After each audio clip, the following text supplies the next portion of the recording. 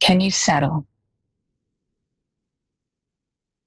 Maybe you notice some discomfort. Maybe there's some vibration. Maybe there's some energy.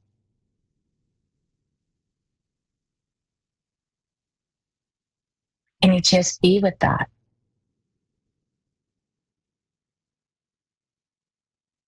Because when we don't pause, when we don't stop, how do we connect with what is not of the story? Right? The story of our mind, the story of our lineage, the story of the uncertainty or the chaos that is moving through the collective at this time. Life is living itself through us in every moment. We are not the ones that know what's best. These minds, oh my God, they can come up with amazing ideas and creative ideas. And there's things we do that are beautiful. But the way that consciousness is unfolding in life in our world, we aren't able to control that except through our own experience. And so the way I like to look at it is nature. And in fact, that's something I'll invite you all to do this week if you're able to. Can you go out into nature at some point? A forest or by the river, desert, ocean. If you're in a major urban setting without any big parks close by, can you go to a park or connect with a tree someplace? Because when we step out into nature, especially nature that is big, especially at this time of year, spring, where everything's getting ready to burst. Now, I know in Australia it's going into fall, but in the Northern Hemisphere, we're just seeing the buds on the trees. We're feeling the sap starting to move. We're feeling that life force coming out, right? And as soon as we're in that space of nature, we start to realize that we're not so big and we're not so important. Not that we don't want to have a good life. Of course we do. But there's a vibration and a harmonic that's much bigger than us. And what if instead of being separate from it, we started to attune more to it? And so if we come into alignment with nature, slowing down, pausing, connecting with the energy of nature in a beautiful place, or by touching a tree or however you can, and allowing that resonance and that energy to connect with us.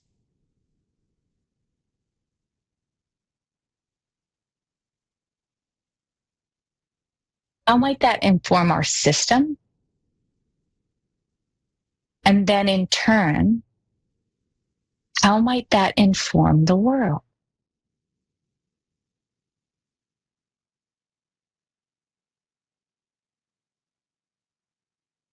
See, there's like a tipping point, right? We've all heard of the tipping point or tipping points.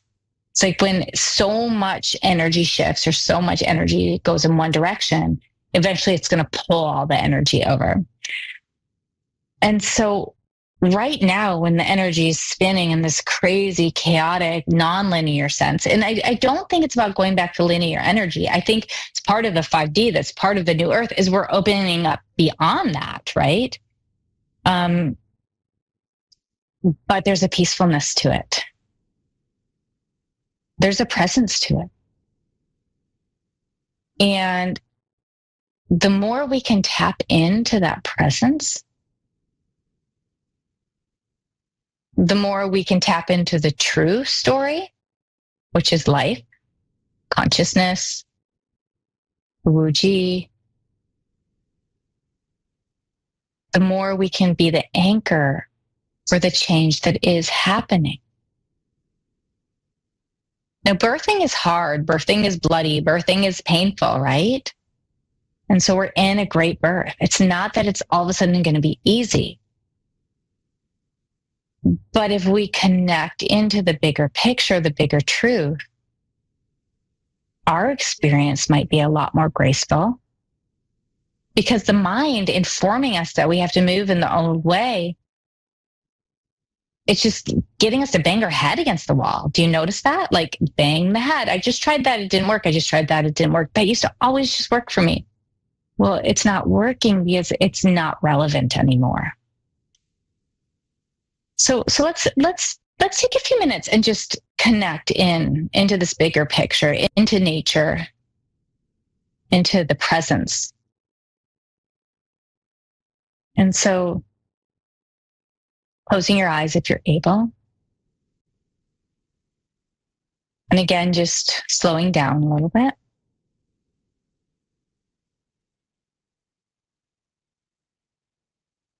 Softening.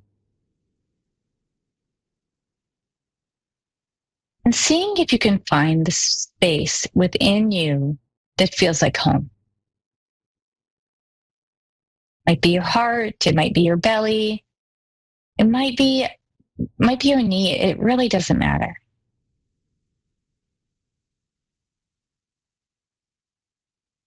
Where do you find that space that feels like home?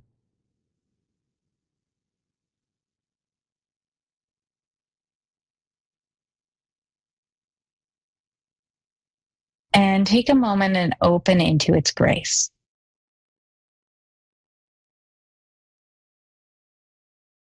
Open into its wisdom.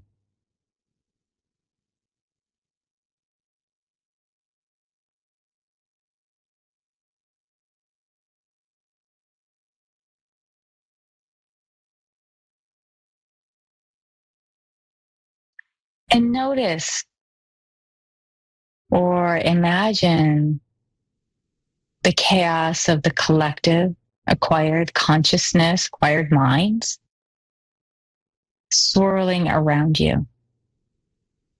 Some of you might feel it 3 or 4 feet around you. Some might feel it further, and some might be a lot closer. It might even be hard to stay out of it.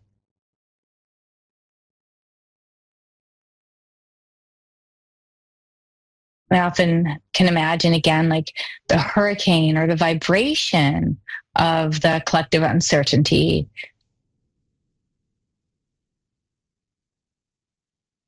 And then noticing that the more that I come into center, the more that I connect to center,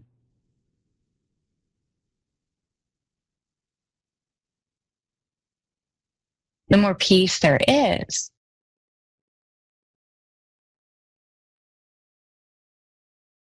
And that I notice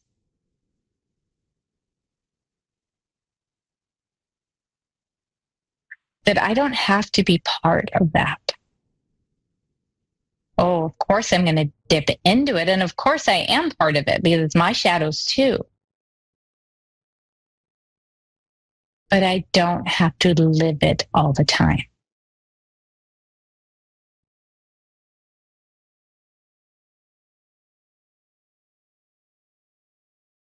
The more you can dip into the center of the storm, the eye of the hurricane, the place of presence that exists within all things,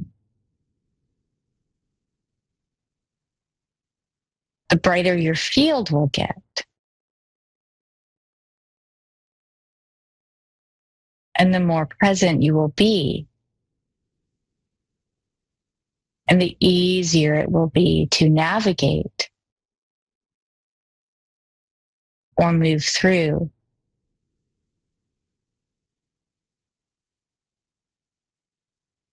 each moment that life brings you.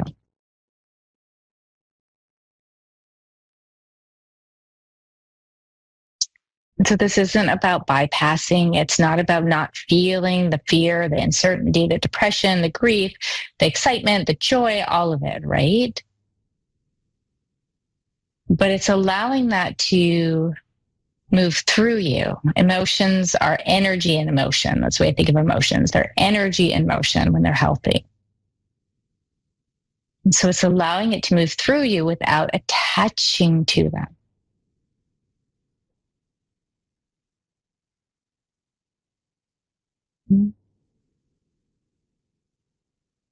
So, where is your work to come into present? Where are you perhaps limiting yourself or holding yourself to the current narrative of your life or of the collective life? And where are you being asked to break the patterns? Where are you being asked to show up in a completely different way? Because if there's one thing we know for certain, is we really don't know anything. And if there's another thing that I truly believe, and again, maybe this is just my story, but my sense is what was is no longer. And as things shift, as things fall away,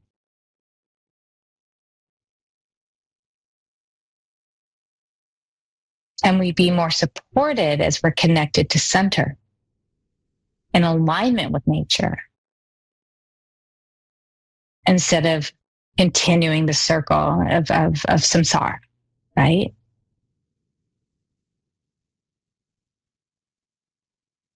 So lots to be with this week, lots to think about.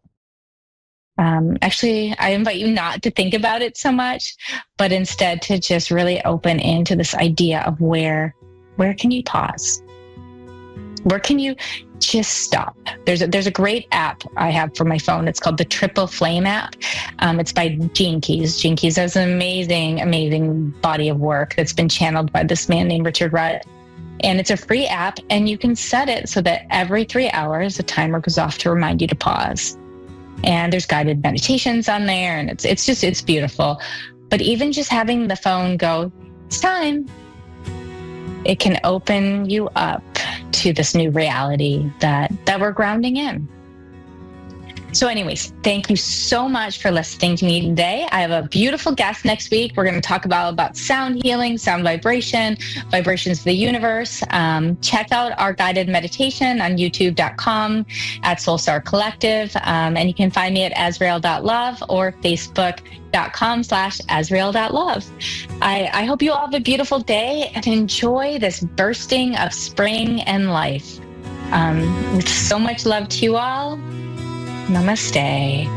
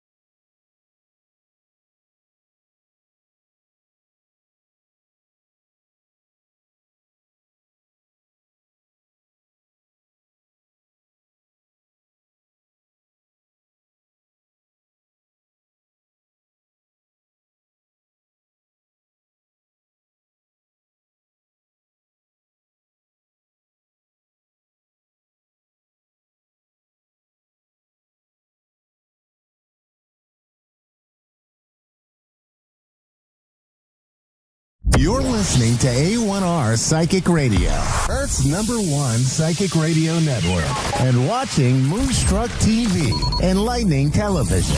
Welcome. Time for Bernice Bisson, Psychic Media. Bernice Bisson. Live for BerniceBissonPsychic.com. Connect direct. In North America, dial 888-454-2751. In London, 20-3519-2158. In Sydney, dial 02-8488-3147. Or online, contact us through our Facebook page, facebook.com/Psychic Radio. Or one of our websites, AskOneRadio.com or Moonstruck.tv. This is Bernice Bisson, Psychic Media on A1R, the Ask One Radio Network. Welcome. It's Psychic Tuesday. I'm your guide, Bernice Bisson. Oh my gosh, we made it this far, haven't we, folks? Every day feels like a year. A little bit. I was kind of kidding, but not really. I'm going to talk about the astrology. I am going to change the format of the show a little bit. I am going to talk astrology this show because there is so much going on. And I'm sure we've all been feeling the shift in energy and going from, sleepless restlessness to exhaustion, going from, and it feels like an information overload kind of out there on the planet right now, particularly here in Canada. And I just want people to know that some of the bigger shifts that are coming, I don't want to feel ominous about it at all. I actually feel like there is a huge shift in our economy. There's a huge shift and I really feel like this is very revolutionary, and it's really more about, it's not about left versus right or red and blue or whatever. It's not about any of that. It's about the rich and the poor. That's what it's about. And it's about how rich is too rich and how can we let our poor struggle like we do in our own communities. And so that's going to be big conversations coming astrologically even. Now, why is that, B? Why do you say that? Well, let's start with the big astrology, and then we're going to get into each of the signs. And again, I always go into the sun, moon, rising, and your sun is your divine masculine. It's what you do. It's out there in the world, your friends, your social circles, your job, yada, yada. And then your divine feminine is your home, your body, your emotions, your inside stuff, and that squishy, creamy inside and all that stuff. And it is, I create, I am, I feel. Those kind of ideas. And so if I think about that, your ascendant is your first house in traditional Western astrology. Your ascendant is how you drive those two together, how you bring the divine feminine and masculine together and how you present that to the world in your day-to-day routines, your day-to-day character decisions, how you talk, how you approach, that kind of stuff. Okay, so let's get started. I'm going to say that the beginning of April and the first half of April, we have some big shifts into Aries. Aries is about new beginnings, that fiery drive, that emotional revelations that come to us. And with the sun blazing through there, bold actions, asserting ourselves, it's a prime time for starting fresh, launching personal projects, stepping into leadership roles. And I'm going to qualify that for all my people saying, but the retrograde, yes, there's a retrograde. And I'm going to say, not till the shadow of the retrograde, around, and in fact, after the eclipse as well on April 8th. So if I come to today, we have Mercury also entering into Aries. We have the sun in Aries. We have Chiron, which is the wounded healer in a sense in Aries. We have a total solar eclipse with a new moon on the 8th in Aries. Boy, there's a theme in Aries going on here. We have Neptune just dipping its toe into Aries, and the first time in like 160 plus years. That there is Neptune saying, hey, Aries, what's up? Now, Aries typically is known as a warrior, as the ram is sort of marching forward, the first off the gate. I will say this is about healing wounds, looking to alternative, holistic health, the health of things, the health of people, communities, places, events, fiery new changes that are going to pop up in different parts of the world in terms of leadership. And that we could really see the spark of some of this energy because Mercury in its retrograde phase, although it finally enters in, it's in that retrograde phase of old communications coming backwards. And communications can slow, can scramble. So think of technologies, global communications, satellites, technologies, all these kinds of ideas. Impulsive arguments, double check messages, fact check. Hey, scammers are out and about with Neptune dipping into Aries, joining this plethora of energy. Cyber attacks, and in fact, my page is being scammed. I will never reach out to you on social media. In fact, I have one social media page and it's Facebook, and I won't reach out to you on there. You can ask any of my friends. They don't even get messages back from me. I try, but it's not my strong suit. And so I will never reach out to you. So if anyone reaches out to you saying they're me, it's not me. That's this energy that I'm talking about. And so this is the kind of energy that now and over the first half of this month with all this energy in Aries, this is about innovative ideas, vision boards, a spark of innovation, but it's also aggressive bullshit.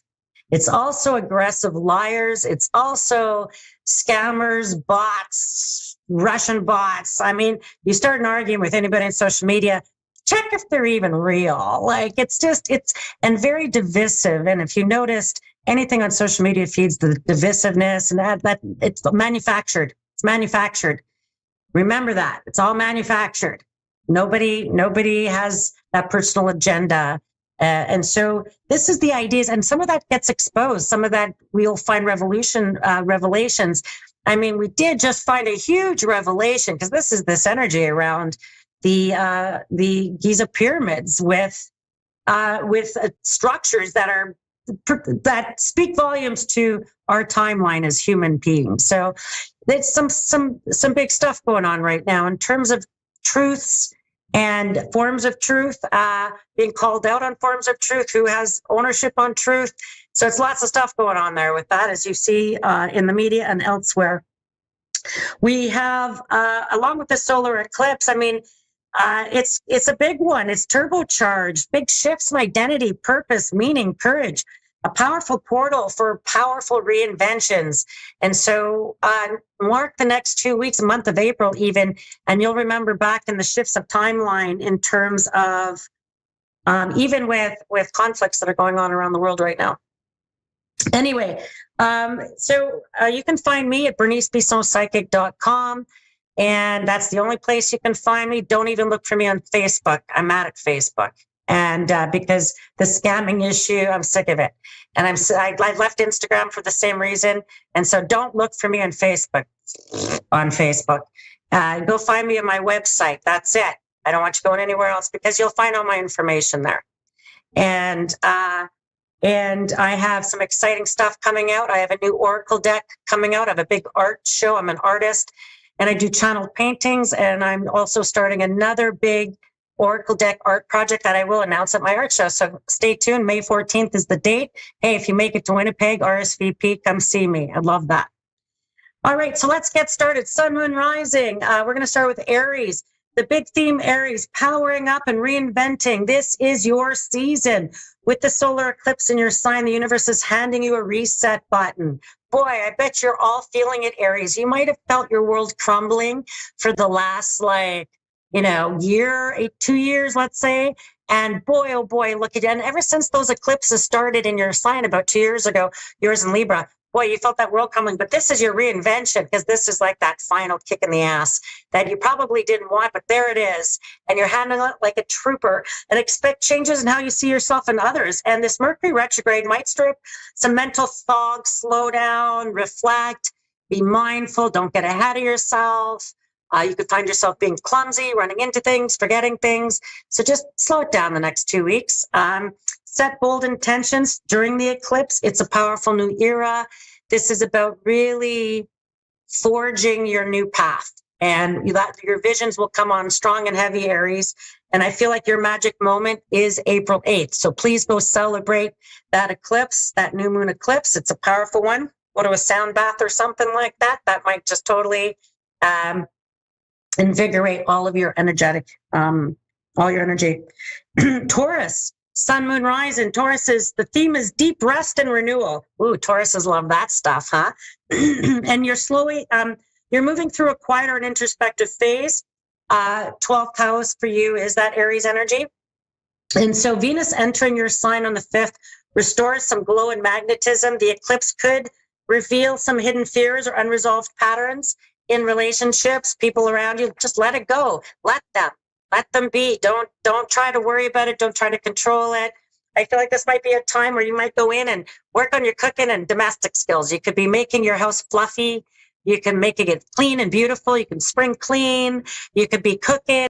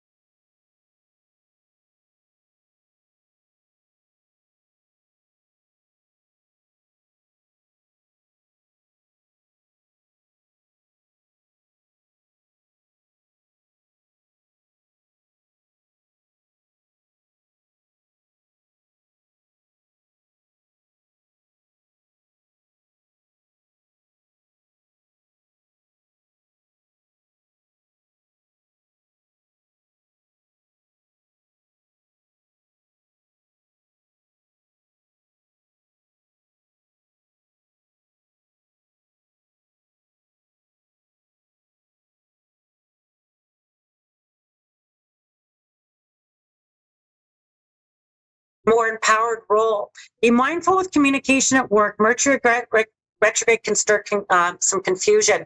Follow up with phone calls, emails, anything like that. Don't just leave it to chance. Say, oh, I left a message. No, follow up with a text saying, hey, message you, just letting you know, yada, yada. Because I feel like you could, things can get confused, can get turned around, particularly if you're traveling. If you've got travel plans, things like that, double check. Have plan Bs ready. And I feel like anything you set out in your intentions in terms of travel, transportation, your career endeavors, particularly around this eclipse, is really powerful for you. This could even be for outcomes to court cases or just decisions, retirements, deciding dates. It's some big stuff for you guys to really move forward in something that ends current career cycle and begins something new. And that could be a new role even. I like it. I like it a lot. Leo, expansion and new beliefs. Boy, this has been a bumpy ride for our Leos, and you've been hanging in there. The fire of Aries lights up your desire to learn, explore, and share your wisdom. The eclipse can spark a sudden journey or a shift in worldview. Stay open, but don't rush to major decisions. Wait until after April 14th to make any major decisions once some planets go direct. Mercury in Aries will boost your teaching, writing, travel plans, travel, getting around, transportation, vehicles you drive, insurance papers. You could be switching titles, switching cars, making change there. Maybe it has to go in to see the mechanic. You might find that you could switch future plans you thought you have. If that's work, travel, personal travel, you could be switching that. You could be finding that you don't want to commit to anything. You want to just stay light and have fun and focus on people and kind of enjoy your time and not get too bogged down in people's drama. You might just be like, I don't want to get pulled into people's drama. So good for you, Leo. Virgo, Sun, Moon, Rising. Transformation and intimacy. This is big for you guys, you commitment phobes. I tease. Avoidance. I'm just joking a little bit. Sorry, Virgo. Don't hate me. Things get deep. That's the worst, isn't it? And this is a period of emotional and financial transformation. The eclipse may awaken a need to set boundaries or restructure shared resources. Venus in Taurus helps you soften and heal. This could be about your value as well, because all that Aries energy, it's going to bring up things around your values as well and how you're being valued. And so if I think about that, it could be in romantic relationships, loans, financial, business partners, work partners. Maybe you get profit shares at work. Maybe there's something where you're learning where your value lays. It could be like you have, say, an employer, new employer, or your clients who are saying to you, we really value you. Here's a raise, here's commissions, here's a bonus, here's referrals. So I feel like there's things deepening, and your need to set boundaries might regulate your nervous energy, that you run out of time, you run out of energy, you run out of resources, and that you deplete yourself. And that I feel like these boundaries are going to be really necessary of how you share your energy, time, or resources. Who you say yes to, who you say no to. Just know once they're in place past this eclipse, it's in place. Excellent, Virgo. Libras, sun, moon, rising, relationship revelations. All eyes on your partnerships. There's Libra, especially with this new moon eclipse in Aries, along with a plethora of other planets dumping in there, is going to highlight everything around your house of partnership. Now, Libras could find that there's this, a fresh start or an end in love relationships or business alliances.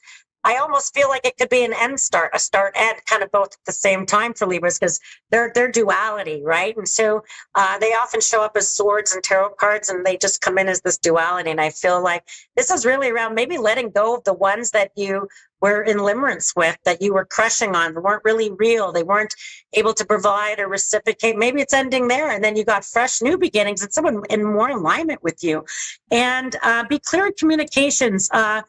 With the Mercury retrograde, there could Mercury retrograde. I can't even speak. You could find miscommunications, particularly with lovers, and texts that are misinterpreted. You sent something to the wrong person, that kind of stuff. So be really mindful of that. Scorpio, work and wellness upgrades. You're going to be pushed to reorganize your daily life, reorganize your house, reorganize your cupboards, reorganize your basement, your garage, whatever that might be. The eclipse brings changes in routines, your work environment, your health habits. You can find yourself a little energized. Use that energy wisely. The Mars Jupiter helps you act boldly on improvement plans. So it tells me that you're motivated. It feels like the time for action. Spring cleaning could be big for you guys. And any inspired action that you take, focus on your own well-being and your own work goals. Don't get distracted with other people's stuff, because I feel like that's an endless that's an endless rabbit hole right now, particularly with the eclipse energy. Focus on yourself. Your magic day is April 11th. Libra, your magic day is April 8th. Sagittarius, let's keep going. Positive passion, creative fire. You're in your element. This is fiery energy for you guys. And in that, you're going to find flirty, fun, bursting with ideas, getting into hobbies, personal projects, things you enjoy doing. The eclipse may birth a passion project or reignite some joy. Maybe you'll get some projects done that you said, oh, I will. And they sat there for 6 months, and now they're back for a reevaluation. You can find that this Mercury retrograde can delay criticism, delay creative feedback, delay helping hands, delay